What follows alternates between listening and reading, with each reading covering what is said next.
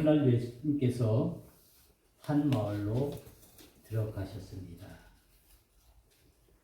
마을로 들어가셨을 때 예수님을 향한 큰 외침의 소리가 있었습니다. 예수 선생님이여, 우리를 불쌍히 여기소서. 우리를 불쌍히 여기소서. 나병 환자 10명이 예수님을 향해서 소리를 높여 외친 것입니다. 이 나병 환자는 요즘 말로는 한센병이라고 말합니다. 또 옛날에는 문둥병이라고도 말을 했지요. 이 나병 환자들은 그들의 병 때문에 마을에서 격리되어 가족들도 그리고 친구들도 만날 수 없이 그들이 집단으로 한 곳에 모여서 살아갔습니다. 그래서 사람들은 그 나병 환자를 향해서 하나님으로부터 천벌을 받은 사람이라고 여겼습니다. 우리나라에도 얼마 전까지만 해도 그랬습니다. 우리나라는 이 나병 환자촌, 이게 그 섬에 사는 사람들을 향해서 우리는 천형의 섬이라고 말을 했습니다. 즉, 이 나병 환자에 걸린 것은 하나님께 무엇인가 큰 잘못을 했기 때문에 그것으로 인해서 이와 같은 험악한 질병 속에 있다는 것을 말하고 있는 것입니다.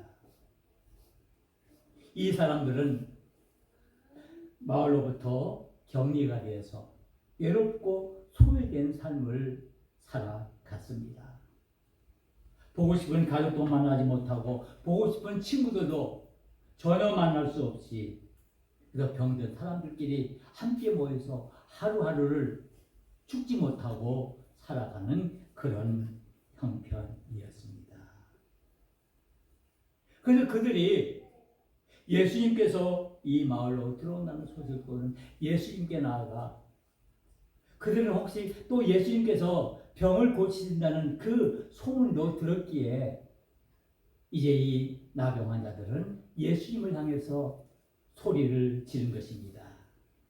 그 외침이 무엇이었습니까? 예수 선생님이여, 우리를 불쌍히 여기소서.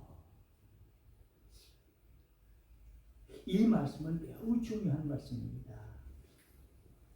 왜냐하면 이 말씀은 오늘 우리 모든 믿음의 사람들이 하나님 앞에 드릴 수 있는 최대의 기도이기 때문입니다. 우리 많은 사람들이 하나님 앞에 기도할 때 우리는 무엇을 기도하고 무엇을 구합니까? 나를 건강하게 해주십시오. 나에게 많은 물질을 주십시오. 나에게 많은 복을 주십시오라고 기도를 합니다. 그런데 진정한 의미의 기도는 과연 무엇일까요? 많은 것을 내가 필요한 것들을 달라고 하나님에게 요구하는 것이 진정한 기도일까요? 그럴 수도 있겠지요. 그런데 그보다 더 중요한 것은 바로 오늘 이 나병 환자들이 예수님을 향해 외친 그 외침이라는 것입니다. 이 외침이야말로 오늘 모든 믿음의 사람들이 가장 먼저 소중하게 여기고 하나님 앞에 드려야 할 기도의 내용이라는 것입니다. 우리를 불쌍히 여기소서. 이 말 속에는 많은 뜻이 함축되어 있지요. 나에게 사랑을 주시고 우리에게 자비를 베풀어 주셔서 우리에게 필요한 모든 것들을 다 허락해 주십시오 라는 의미도 포함되어 있고, 더 나아가서 우리를 영적인 관점에서도 우리 죄인인 우리들이 죽을 수밖에 없는 우리들을 구원하여 주십시오라는 의미를 담고 있기 때문입니다. 그러기에 이 기도야말로 우리를 불쌍히 여기소서라는 이 기도 제목이야말로 저와 여러분들이 일평생 하나님 앞에 드려야 할 기도의 제목입니다. 한순간도 끊이지 않고 하나님 앞에 드려야 할 기도의 내용이 바로 우리를 불쌍히 여기소서라는 것입니다. 그럴 때 하나님께서는 우리의 기도를 들으시고 우리의 모든 사정을 아시고 우리에게 응답해 주신다는 사실입니다. 이게 우리의 기도의 제목은, 우리의 기도의 내용은 무엇입니까? 우리를 불쌍히 여기소서입니다. 이 10명의 나병 환자가 예수님 앞에 나가 우리의 불쌍히 여기소서라고 외쳤습니다. 그런데 그때 이 외침을 들은 예수님께서 깜짝 놀라고는 그 제자들, 그 문둥 환자를 향해서, 그 나병 환자를 향해서 이렇게 외쳤습니다. 가서 제사장들에게 너의 몸을 보이라. 제사장에게 가서 너의 그 나병 환자에 대한 몸이 된 그 몸을 보이라는 것입니다.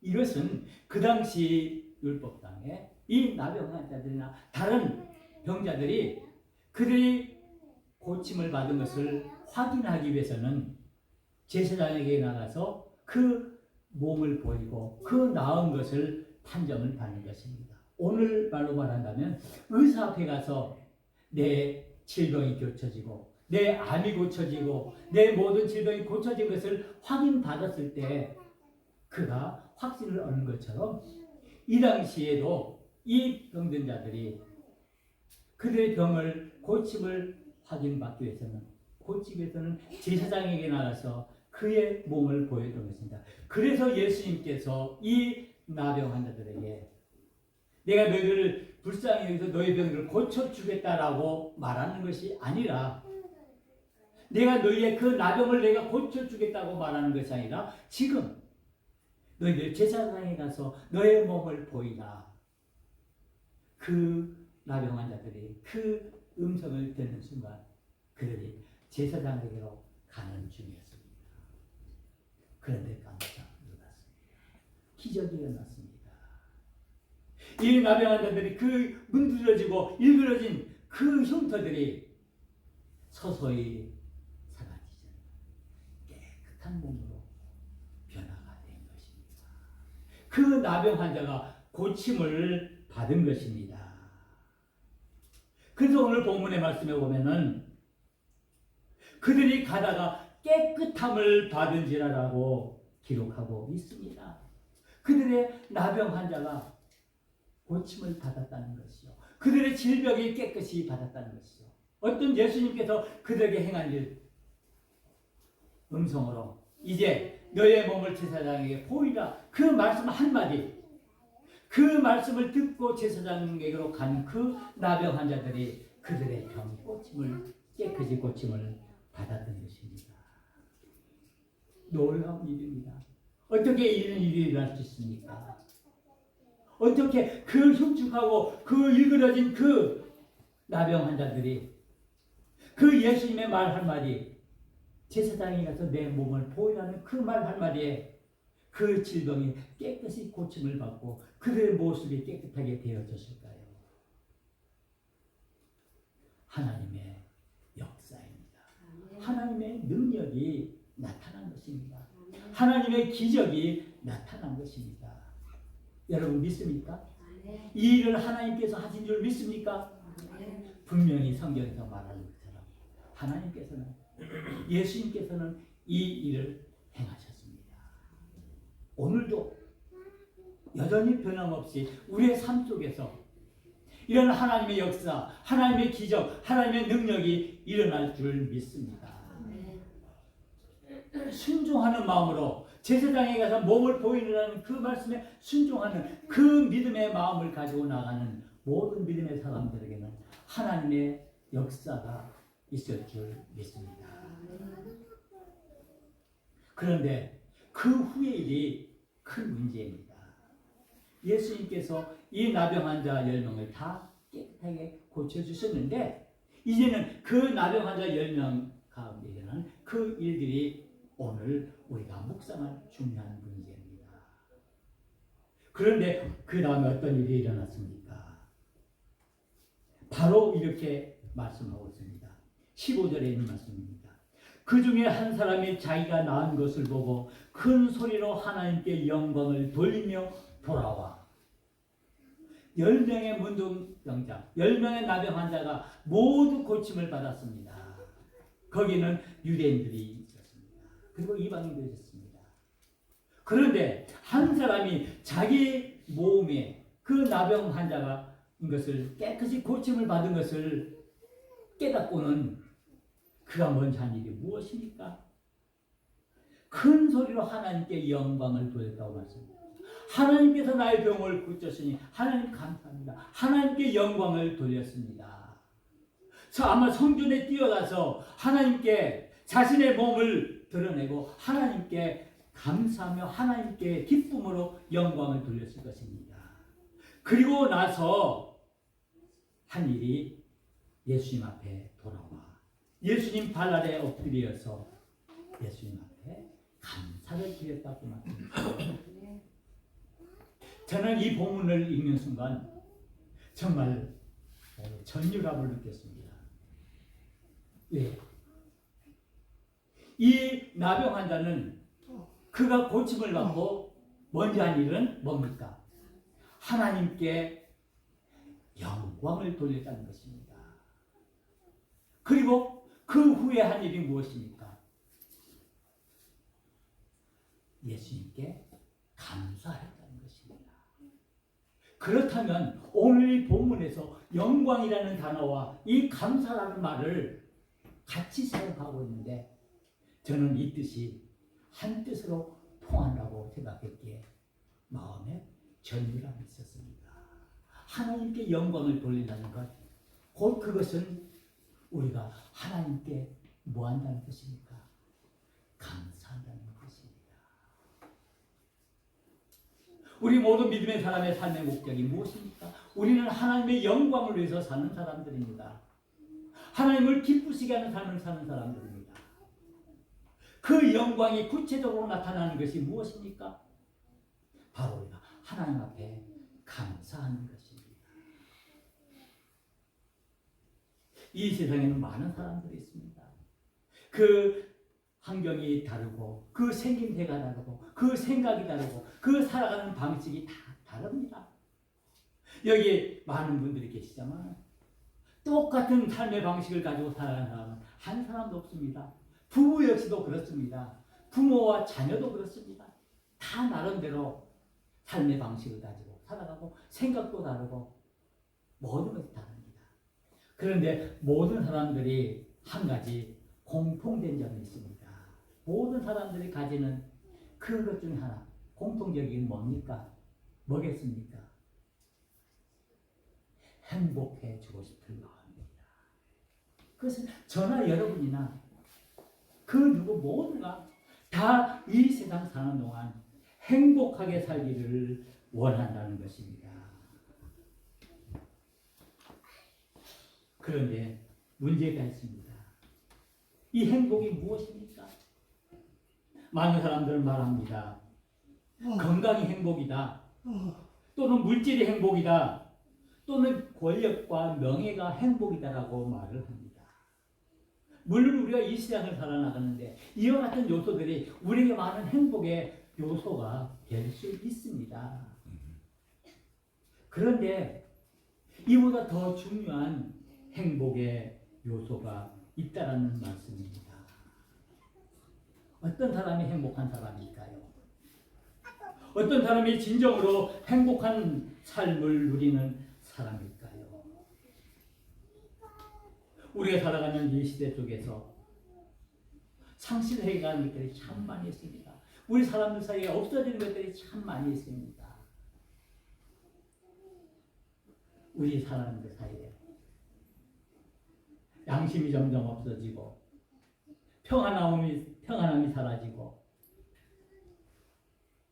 감사하는 마음이 사라진다는 말씀입니다. 특별히 그 중에 이 감사하는 마음이 우리 모든 사람들 사이에서 점점 사라지고 있습니다.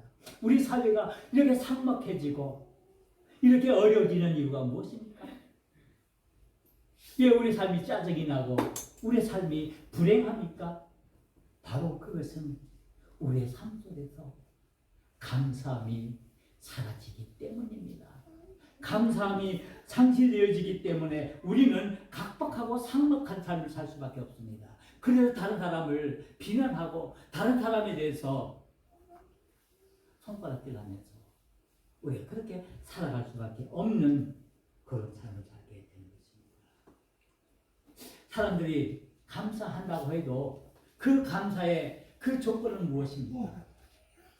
어렵고 힘든 것에 대해서 감사하는 것이 아니라 오히려 내가 많은 것을 가지고 많은 것을 누리고 내가 풍족할 때, 내가 잘 나갈 때 그때는 당연히 감사할 수 있겠죠.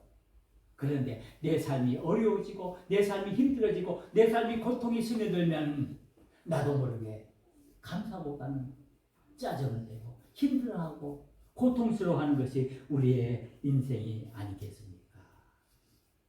이렇게 사람이 감사 조건은 매우 조건적입니다.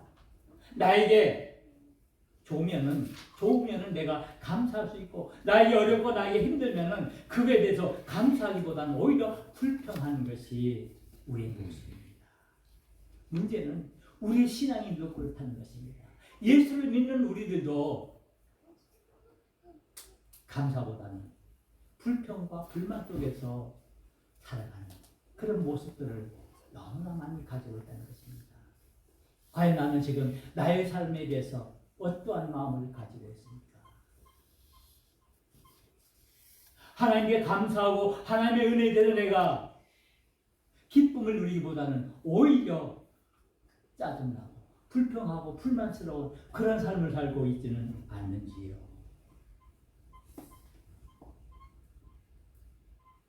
오늘 이 고침을 받은 나병 환자의 고침을 받은 이 10명의 환자들이 그 중에 한 명이 하나님께 영광을 돌리고 나서 예수님께 가서 엎드려 감사를 드리는데 그때 예수님께서는 이 사람을 칭찬하기에 앞서서 뭐라고 말씀하십니까?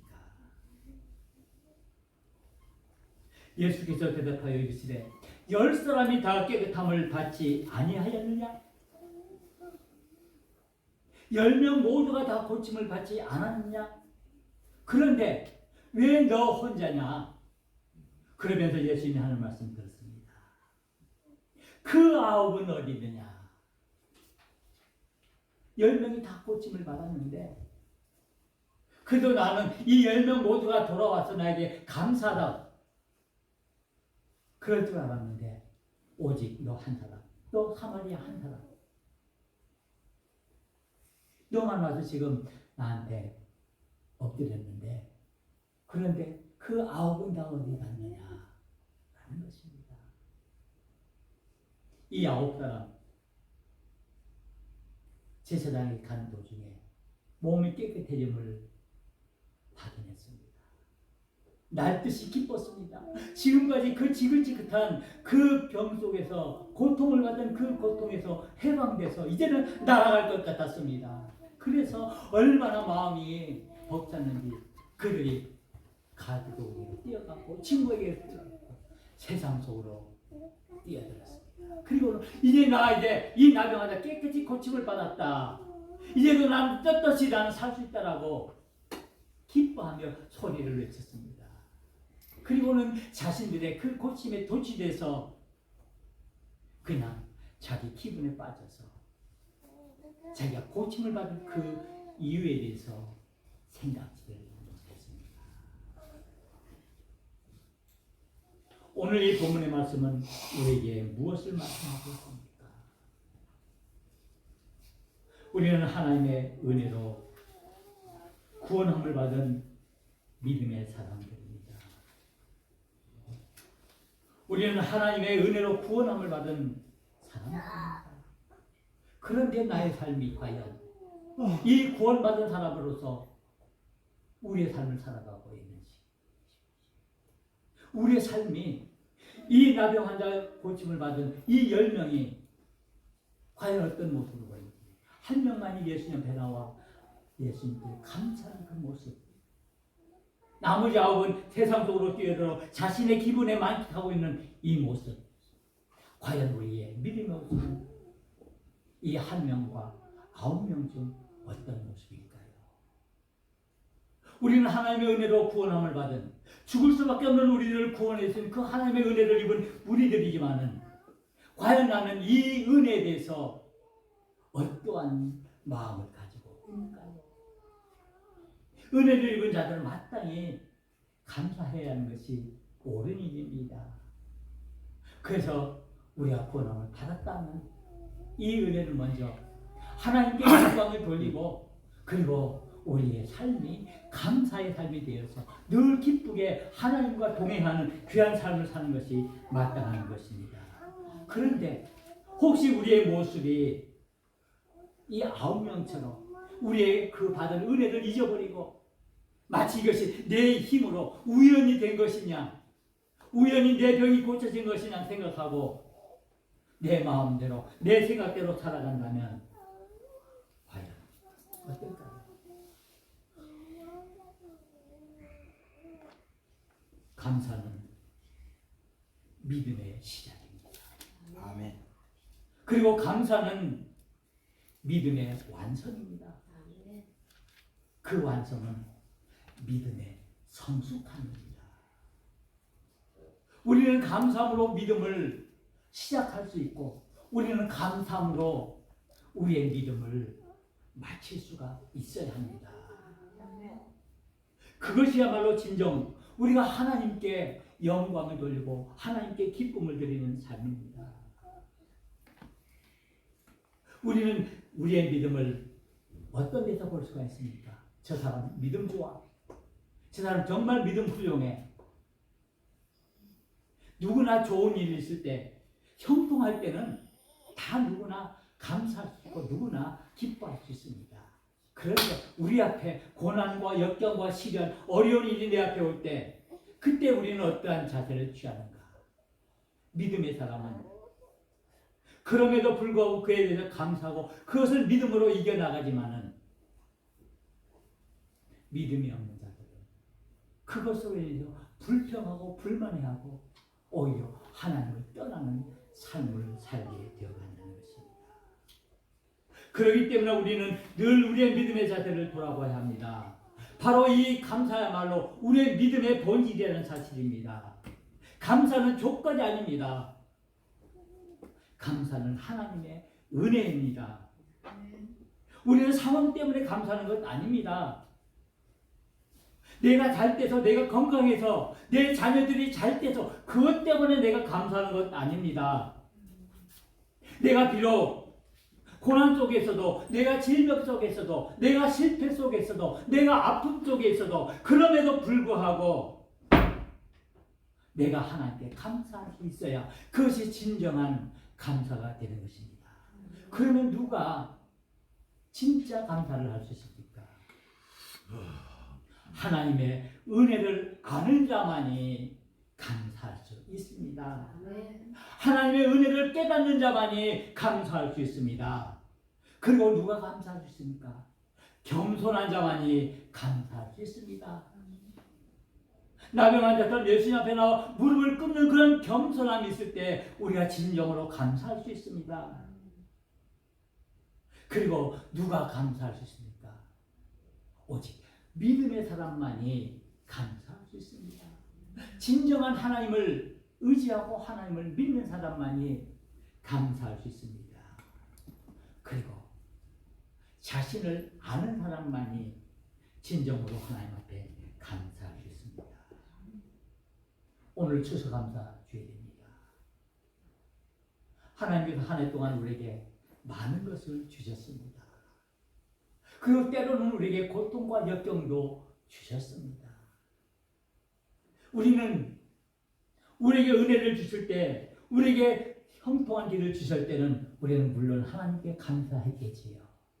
그런데 여러분들에게 고통과 시련과 역경, 질병을 줄 때 여러분들은 어떤 태도를 취했습니까?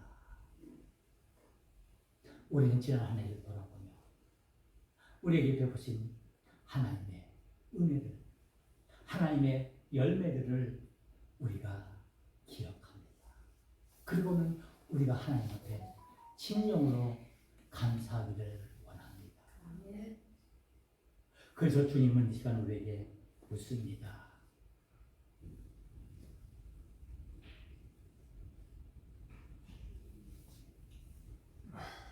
다 고침을 받지 아니하느냐.